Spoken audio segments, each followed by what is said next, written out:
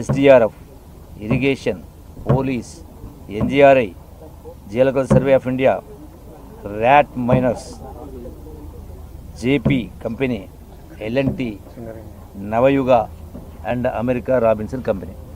అంటే సుమారుగా ఇన్ని ఏజెన్సీలు ఇంతమంది పనిచేస్తూ ఉంటే వాళ్ళందరూ కూడా అనుభవం లేనోళ్ళు కాదు, ఆలోచన లేనోళ్ళు కాదు.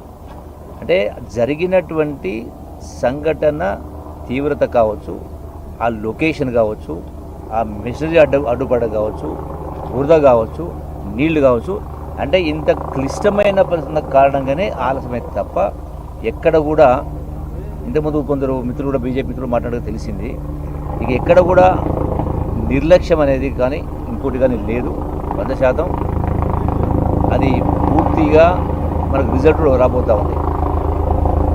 రెండవది, ఆ కుటుంబాలకు సంబంధించిన వాళ్ళు కూడా ఇక్కడ పడిగాపులు వస్తూ ఉన్నారు. ఆ బాధ కూడా మనకు ఉంటుంది.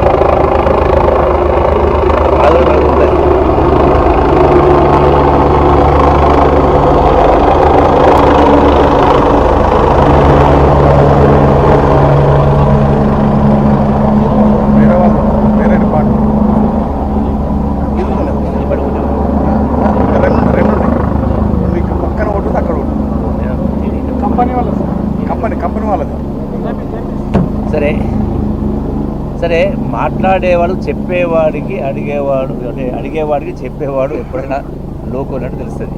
అంటే రిస్క్ తీసుకుంటున్నాం. ఇక్కడ ఇంకోటి అంటే ఆ 8 మందిని రక్షించడానికి పోయినటువంటి 150 మంది రిస్క్లో పడవద్దు కదా. ఎందుకంటే అక్కడి నుంచి ఏదైతే భూమి పొరల నుంచి ఏముందో తెలియదు. సో ఆ రిస్క్ తీసుకోకుండా ఉండడం కోసము కొంత జాగ్రత్తగా ఆ రిపోర్ట్లు, సర్వేలు, ఆ రాడార్ సర్వేలు ఇవన్నీ చేయడం మూలన సమయం పట్టింది. డెఫినెట్గా నాకు పూర్తి విశ్వాసం ఉంది రేపు సాయంకాలం వరకు ఈ నలుగురి ఆచూకు సంబంధించి రేపే మనకు పూర్తిగా క్లియర్ అయిపోతుంది. సో మిగతా దానికి సంబంధించి ముందు దానికి కొంచెం సమయం పట్టవచ్చు. అయితే వాస్తవాలు ఇదైతే ఇలా ఒక్కొక్కరు ఒక్కొక్క రకంగా విమర్శించే ప్రయత్నం చేస్తూ ఉంటారు. అంటే సందర్భం వచ్చింది కాబట్టి నిన్న మహబూబ్ నగర్ మాజీ మంత్రి ఏదో మాట్లాడాడు. ఇది 11 కిలోమీటర్లు మేము తవ్వలేదంటే ముక్కు నెలకు రాస్తారు, రకరకాల ఏదో మాట్లాడాడు. అంటే నేను చెప్పింది కూడా అది, మీరు 11 కిలోమీటర్లు తవ్వినరా అన్న, మిగతా 9 కిలోమీటర్లు 10 సంవత్సరాలు ఎందుకు చేయలేదన్నా వాస్తవ పరిస్థితి. అంటే ఇది ఒక 42 కిలోమీటర్లైనటువంటి యొక్క టన్నల్ను 25 కిలోమీటర్లు పూర్తి చేసినాక 10 సంవత్సరాల నుంచి చేయలేకపోయారు. మళ్ళీ కూడా చెప్తా ఉన్నాము, నిన్న కూడా చెప్పిన, హరీష్ రావు కూడా వచ్చేదో మాట్లాడిపోయారు.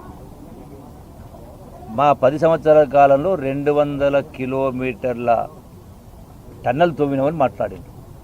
నేను కూడా అదేనా కదా.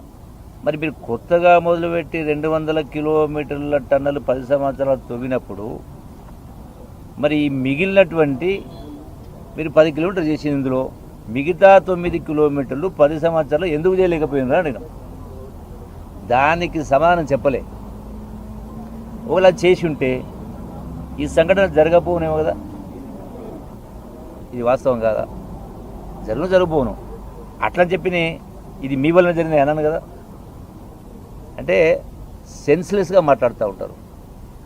రాజకీయ కోణంలో రాజకీయ లబ్ధి కోసం మాట్లాడుతుంటారు. కాబట్టి సరే ఎవరేం మాట్లాడినా డెఫినెట్గా చివరికి వచ్చింది. రేపు రాత్రి వరకు ఆ నలుగురి ఆచూకీ టోటల్ స్పష్టంగా ఆచూకీ కాదు, వాళ్ళ యొక్క లొకేట్ చేయడం జరిగింది. ఆల్రెడీ మాన్యువల్లో పనిచేస్తూ ఉన్నారు, మిషన్ పని నడుస్తూ ఉంది, డీవాటర్ నడుస్తూ ఉంది. ఆ యొక్క కన్వేయర్ బెల్ట్ను కూడా రెస్టోర్ చేసే కార్యం జరుగుతూ ఉంది. సో అన్నీ కూడా ప్యారలల్గా అన్ని రకాల మిషన్ ద్వారా జరుగుతూ ఉన్నాయి, మనుషుల ద్వారా జరుగుతూ ఉన్నాయి. సో డెఫినెట్గా రిజల్ట్ వస్తుంది. Thank you sir. ఇప్పుడు సార్ నలుగురు టెస్ట్ అవుట్ చేసింది కదా, దాంట్లో వాళ్ళ కండిషన్ ఏంటి సార్? నేను ఫస్ట్ డే చెప్పిన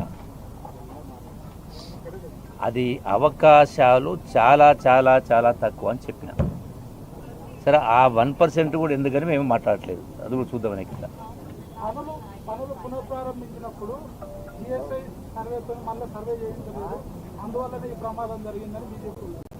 పనులు ప్రారంభించినప్పుడు 44 కిలోమీటర్ సర్వే చేసారు. జిఎస్ఐ వాళ్ళు 44 కిలోమీటర్ సర్వే చేసి 44 కిలోమీటర్ రిపోర్ట్ ఇచ్చారు. మళ్ళీ ప్రారంభం చేసినప్పుడు మళ్ళీ సర్వే ఇచ్చారు. అవన్నీ ఉన్నాయి. కొన్ని లోపల భూకంపాలు వస్తాయి, ఇక్కడ గుర్తిస్తారా? ఏ మిషన్ గుర్తిస్తుందా? సో న్యాచురల్గా ఆ భూమి పొరలలో ఏర్పాట్లో ఎక్కడో లోపభూయిష్టం ఉండి ఎక్కడో ఫ్రాక్చర్స్ ఉన్న కారణంగా సడన్గా వస్తాయి. అది మనకు ఎట్లో అట్లంటే అక్కడ అదేంటి మన ఉత్తరాఖండ్లో ఎంతమంది చనిపోయారు? వందల మంది వేల మంది. Okay, thank you. వాళ్ళ అందరికీ నమస్కారం. మరి ఇంతకుముందే బీజేపీలో ఉన్నటువంటి 4 ఎమ్మెల్యేలు, ఒకటి బీజేపీ ఫ్లోర్ లీడర్ అయినటువంటి మహేశ్వర్ రెడ్డి గారు, పాయల్ శంకర్ గారు, అదేవిధంగా హరీష్ గారు, తర్వాత రామచంద్రారెడ్డి గారు, వీళ్ళందరూ వచ్చి మాట్లాడిపోవడం జరిగింది. మరి ముఖ్య విషయం ఏంటంటే ఇది 8వ రోజు.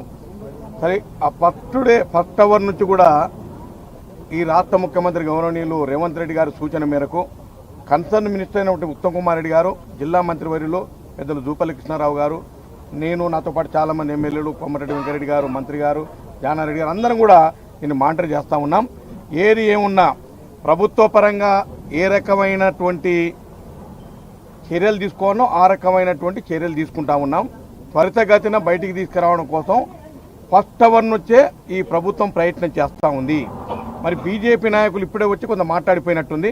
ఒకటి నేను విజ్ఞప్తి చేయడం ఏంటంటే, ఇప్పుడు ఈ ఆర్మీ కానీ, నేవీ కానీ, ఎన్డీఆర్ఎఫ్ కానీ, జియోలాజికల్ సర్వే ఆఫ్ ఇండియా కానీ ఇవన్నీ కూడా కేంద్ర ప్రభుత్వం సంస్థలే. కేంద్ర ప్రభుత్వ సంస్థలు కూడా వాడుకుంటా ఉన్నాం. సరే, వాళ్ళే ఎక్కువ విమర్శించకపోయి ఉండొచ్చు, కానీ ఏది ఏమున్నా ఈ ప్రభుత్వం ఏ రకమైనటువంటి మెజర్స్ తీసుకోవాలో ఆ రకమైన మెజర్స్ తీసుకుంటా ఉన్నాం. త్వరితగతిన అక్కడ ఉన్నటువంటి లోపల చిక్కుకున్న 8 మందిని తీసుకురావడం కోసం నిరంతరం 24 అవర్స్ ప్రయత్నం చేస్తూనే ఉన్నారు. 4 షిఫ్టులలో ఒక్కొక్క షిఫ్ట్కు 70 మంది చొప్పున, ఇప్పుడు గౌరవ మంత్రివర్యులు చెప్పినట్టుగా ఎన్డీఆర్ఎఫ్ కానీ, ఎస్డీఆర్ఎఫ్ కానీ, ఆర్మీ కానీ, నేవీ కానీ, సో మెనీ 12 డిపార్ట్మెంట్లు పనిచేస్తున్నాయి, నిరంతరం పనిచేస్తూ ఉన్నాయి. కాబట్టి ఎవరు ఏం చెప్పినా ఇది ప్రభుత్వ వైఫల్యం కానే కాదు. ఇది న్యాచురల్ కెలామిటీ, ఇది ప్రకృతి వైపరీత్యం, అనుకోకుండా జరిగిన సంఘటన. దానిపైన వెంటనే ప్రభుత్వం స్పందించింది, నిరంతరం మానిటర్ చేస్తూనే ఉంది. మరి గత విషయంలో చాలా అంశాలు ఉన్నాయి. నిన్న మేము మాట్లాడాం. గత ప్రభుత్వం ఎక్కడ కూడా ఏమీ పట్టించుకోలేదు. అంతేందుకు నేను ఇంతకుముందు కూడా చెప్పాను, ఇక్కడ లెఫ్ట్ పవర్ హౌస్ ఏదైతే ఉందో 2020లో ఫైర్ యాక్సిడెంట్ అయ్యి 7 మంది ఇంజనీర్లు చనిపోయినరు, 2 టెక్నీషియన్ చనిపోతే ఒక్క మంత్రి రాలేదు, ఒక్క ఎమ్మెల్యే రాదు. ముఖ్యమంత్రి గారికి, అప్పుడున్న ముఖ్యమంత్రి గారు కూడా తెలుసుకోలేదో నాకు తెలియదు. అంత నిర్లక్ష్యంగా పరిపాలన చేసిన ఘనత గత ప్రభుత్వాన్ని. మరి బీజేపీ సోదరులకైతే వాళ్ళు ఈ రాష్ట్రాన్ని ఇప్పుడు పరిపాలించలేదు, మరి ముందు పరిపాలిస్తారో లేదో తెలియదు. మరి ఏది ఏమున్నా ఈ సంఘటన జరగడం అత్యంత దురదృష్టకరం. మేమందరం కూడా చింతిస్తూ ఉన్నాం. మరి ఎక్కడ ప్రతిపక్ష నేతలు అది బీఆర్ఎస్ఆ బీజేపీ సలహాలు ఇవ్వండి, తప్పకుండా మీ సలహాలు కన్స్ట్రక్టివ్ అడ్వైజ్ ఉంటే తప్పకుండా పాటిస్తాం. అంతేగాని ప్రభుత్వాన్ని విమర్శించాలి, ప్రభుత్వం పైన బురద జల్లాలని చూస్తే తెలంగాణ రాష్ట్ర ప్రజలు చాలా విజ్ఞులు, ఇవన్నీ గమనిస్తూ ఉన్నారు. ఇప్పటి కూడా లేటెస్ట్ టెక్నాలజీ ప్రకారంగా రాడార్ సెన్సార్ తోటి మరి ఎక్కడెక్కడైతే బాడీలు ఉన్నాయో అవన్నీ కూడా గుర్తించడం జరిగింది. వర్క్ చాలా ఫాస్ట్గా నడుస్తూ ఉంది.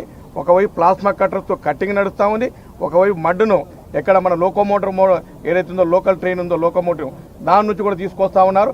కన్వేయర్ బెల్ట్ కూడా త్వరలోనే రిపేర్ అవ్వబోతా ఉంది. డీవాటరింగ్ బ్రహ్మాండంగా చేస్తూ ఉన్నారు. యుద్ధ ప్రాతిపదికన పనులు జరుగుతూ ఉన్నాయి. నేను అనుకుంటా, నాకు తెలిసినంత నేను కానీ మా మంత్రులంతా కూడా డిస్కస్ చేయడం జరిగింది. రేపు మధ్యాహ్నం వరకు ఖచ్చితంగా ఏదో రిజల్ట్ బయటపడుతుంది. దాంట్లో 2 ప్లేసులలో ఉంటాయి. వాళ్ళు చెప్పిన లెక్క ప్రకారంగా ఒక దగ్గర 4 ఉన్నాయి, ఒక దగ్గర 2, ఒక దగ్గర 2. ఈ రకంగా ఒకవైపు అంటే పార్ట్ ఏ, పార్ట్ బి. ఈ పార్ట్ ఏలో ఉన్న చిక్కుకున్నటువంటి వాళ్ళు రేపు మధ్యాహ్నం వరకు 100కు 100% రిజల్ట్ వస్తుంది. ఆ దిశలోనే పనిచేస్తూ ఉన్నారు. 24 గంటలు పని జరుగుతుంది. ఎవరు కూడా దీన్ని విమర్శించడానికి వీలు లేదు. నిజంగా మనం విమర్శించే వాళ్ళు వస్తే లోపలి టన్నల్కి పోయి చూడండి, 13 కిలోమీటర్ల లోపలికి పోయి అది ఇన్స్పెక్ట్ చేసినాక మాట్లాడండి, మీకే తెలుస్తుంది. కాబట్టి ఇటువంటి విమర్శలు మంచిది కాదు. ప్రజలను మనం మిస్గైడ్ చేయొద్దు. ప్రజలను మిస్గైడ్ చేస్తే ఇప్పటికే పాపం వాళ్ళు 1000 కిలోమీటర్ల దూరం నుంచి వచ్చేసి ఇక్కడ చనిపోవడం జరిగింది. అత్యంత బాధాకరం. నిజంగా చెప్పాలంటే మన ప్రాంతం కాదు చనిపోయిన వాళ్ళు, వేరే రాష్ట్రాల వాళ్ళు, వాళ్ళ ఫ్యామిలీస్ అన్ని ఇక్కడే ఉన్నాయి. వాళ్ళ బాధ చూస్తే వర్ణాతీతం. కాబట్టి వాళ్ళకి ఏదో ఒకటి సొల్యూషన్ దొరకాలని చెప్పేసి మన శ్రీశైలం మల్లన్న స్వామిని కూడా అందరం మొక్కుతా ఉన్నాం. త్వరితగతిన ఇదంతా కూడా బయటికి రావాలి. పాపం మీరందరూ కూడా ఇక్కడ ఎన్ని డిపార్ట్మెంట్ 12 డిపార్ట్మెంట్లు 8 రోజుల నుంచి నన్ను అడిగితే విలేకరులు కూడా ఇక్కడే పడుకొని ఇక్కడే తింటారు, బట్టలు ఉన్నాయో లేవో నాకు తెలియదు, కానీ ఈ రకంగా మీకు కూడా కష్టాలే ఉన్నాయి. కాబట్టి మనందరికీ కూడా ఏదో ఒక రిజల్ట్ బయటకు వస్తేనే ఇది సమాజం కూడా ఎదురు చూస్తుంది. Eagerly waiting for result. ఎవరు తెలంగాణ స్టేట్ ఒకటే కాదు, యావత్ భారతదేశం మొత్తం కూడా దీని వైపు చూస్తూ ఉంది. ఈవెన్ ప్రపంచ దేశాలు కూడా చూస్తూ ఉన్నాయి. రేపు 24 అవర్స్ లేదా 30 అవర్స్లో ఖచ్చితంగా ఏదో ఒక రిజల్ట్ వస్తుందని ఆశాభావం వ్యక్తం చేస్తూ ఉన్నాం. Thank you. గత ప్రభుత్వం 1 సెకండ్, గత ప్రభుత్వాలు ఇటువంటి దుర్ఘటనలు జరిగిన సందర్భంలో ప్రతిపక్ష నాయకులను హౌస్ అరెస్ట్ చేసినారు, దగ్గర కూడా అనేలే. ఇలా మా ప్రభుత్వము, రేవంత్ రెడ్డి ప్రభుత్వము, ఇందిరాపాల ఈ రోజున టీఆర్ఎస్ వాళ్ళు, బీఆర్ఎస్ వాళ్ళు వచ్చినా, బీజేపీ వాళ్ళు వచ్చినా మీ సమక్షంలో అక్కడ దాకా తీసుకెళ్ళినారు, చూపించారు, మీడియాలో మాట్లాడుతూ ఉన్నారు కదా. అంటే గత ప్రభుత్వ ఆంక్షలకు ఈ ప్రభుత్వానికి ఏమైనా వ్యత్యాసం ఉందా లేదా? అంటే ఆలోచన విధానంలో భేదం ఉందా లేదా? వాళ్ళు తప్పు చేసిన కాబట్టి ఎవరిని రానియలే, చూడలే, ముందు సర్వీస్ చేసేటోళ్ళు అట్లా చేయలే కదా. Thank you. కాబట్టి కంపెనీ గవర్నమెంట్ ఎఫర్ట్స్ పెట్టింది, కంపెనీ ఎంతవరకు సపోర్ట్ చేస్తుంది సార్? వాటర్ కంట్రోల్ అయింది సార్, కంట్రోల్ అయిపోయింది.